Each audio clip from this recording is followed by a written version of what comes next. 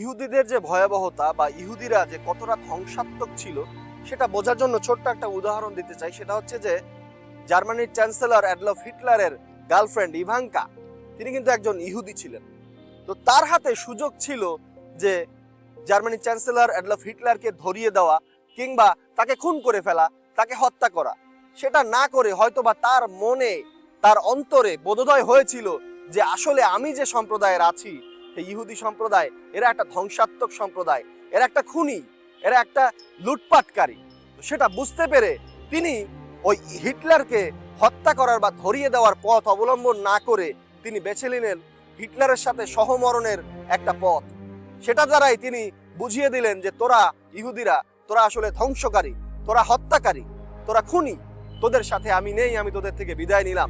এটা ছোট্ট একটা উদাহরণ যে ইহুদিরা আসলেই কতটা ধ্বংসাত্মক সেটা একদম হিটলারের পাশে অবস্থান করে ইভাঙ্কা টের পেয়েছিলেন।